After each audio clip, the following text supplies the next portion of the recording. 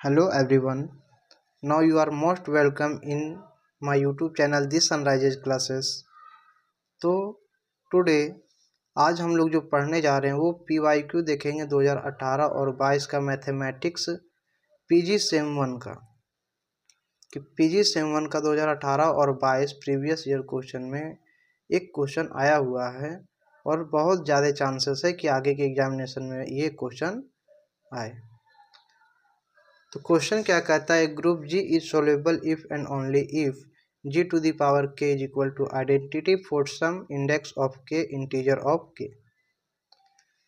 बोला जाता है कि यदि कोई ग्रुप हमारे पास जी इस प्रकार से है कि वो ग्रुप हमारा सोल्यूबल है, तब उसका जो पावर के होगा वो हमारा आइडेंटिटी देगा for some index of k, means किसी भी के के लिए, किसी भी इंटीजर वैल्यू ऑफ के लिए हमारा आइडेंटिटी देगा।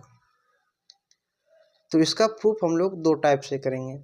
मीन्स एक बार हम लोग ये मान करके चलेंगे सपोज करके कि जी टू दी पावर के हमारा आइडेंटिटी देता है और प्रूफ कर देंगे कि हमारा ग्रुप जी सोल्यूबल है। और सेकेंड हम लोग चलेंगे कि जी ग्रुप हमारा सोल्यूबल है तो जी टू दी पावर के हमारा आइडेंटिटी देता है। तो चलिए सॉल्व करते हैं इस थ्योरम को। अब हम इसके प्रूफ को देखेंगे। तो सबसे पहले जैसे हमने बताया था कि एक बार हम लोग ऐसे मान लेंगे कि जी टू दी पावर के जो होगा, ग्रुप का पावर के होगा, वो हमारा आइडेंटिटी देगा।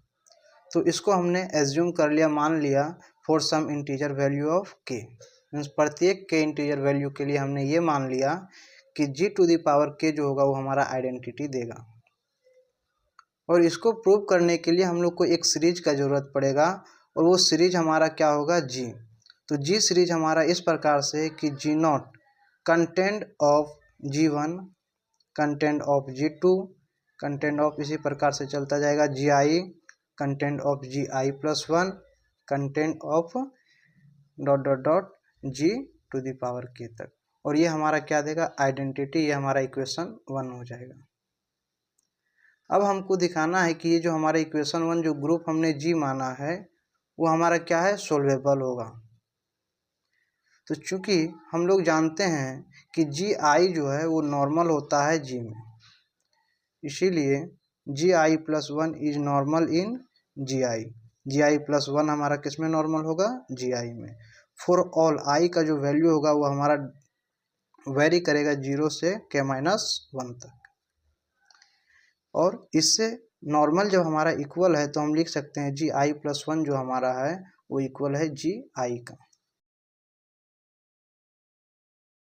अगेन सिंस हम लोग जानते हैं कि जी बाय जी डैश जो होता है वो अबेलियन ग्रुप होता है, फिर for all group g, means जितने भी ग्रुप होते हैं उन सभी के लिए जी बाई जी डैश हमारा अबेलियन ग्रुप देता है। इसीलिए therefore g i by g I plus one भी जो है वो हमारा एबेलियन होगा फॉर ऑल आई, जितने भी आई होंगे, जहाँ आई का वैल्यू हमारा 0 से k-1 तक वेरी करेगा। तो इस प्रकार से हम लोग कह सकते हैं कि 1 जो है वो हमारा सोल्वेबल सीरीज होगा ग्रुप जी का। It means G is solvable. अब हम लोग इसके सेकेंड पार्ट को प्रूव करेंगे कि यदि जी हमारा सोल्वेबल ग्रुप होगा तो हम लोग को फाइंड करना है कि जी टू दी पावर के हमारा आइडेंटिटी ही देगा। चलिए इसका स्टेटमेंट का प्रूव करते हैं। तो अगर हम लोग को सॉल्व करना है कि जी सोल्वेबल है तो हमारे पास एक सीरीज इस प्रकार से रहेगा, क्योंकि सोल्वेबल ग्रुप का एक सीरीज हमको मिलता है जो कि इस प्रकार से होता है कि n nought content in n one, content in n two, इसी प्रकार से एन टू दी के तक कंटेंट करेगा हमारा सब। और ये हमारा वैल्यू क्या देगा, आइडेंटिटी। वो इस प्रकार से है कि N I plus one is normal in N I. अभी हमने पीछे के पार्ट में देखा था कि जी आई प्लस वन जो हमारा नॉर्मल हो रहा था जी आई में, इसी प्रकार से हम लोग कह सकते हैं एन आई प्लस वन जो है वो हमारा नॉर्मल होगा एन आई में। एंड कोरस्पेंडिंग कोसेंट ग्रुप जो होगा, जो कि हमारा क्या है, N I bye N I plus one, वो हमारा क्या होगा, abelian for all I. First part से हम लोग को ये पता चलता है। चूंकि हम लोग जानते हैं कि n1 हमारा नॉर्मल है जी में और जी बाय एन डैश जो हमारा होता है वो अबेलियन ग्रुप होता है, तो इसीलिए हम लोग लिखेंगे जी डैश जो है वो हमारा कंटेंट ऑफ n1 में कंटेंट करेगा। सिमिलरली इसी प्रकार से हम लोग जानते हैं कि n1/n2 भी अबेलियन होगा, क्योंकि इस सीरीज के जितने भी एलिमेंट्स हैं वो सब हमारा क्या होगा, अबेलियन होगा। जैसा हमने देखा कि n1 जो है वो हमारा अबेलियन है n2 से, इसीलिए n1 का डैश कंटेंट इन करेगा n2 में, मीन्स n1 डैश में ही कंटेंट करेगा हमारा n2। तो इसी को लिख सकते हैं कि n1 का डैश जो है वो हमारा किस में कंटेंट कर रहा था, जी ग्रुप में कंटेंट कर रहा था। तो n1 dash content in g double dash और n2 content in n1 dash.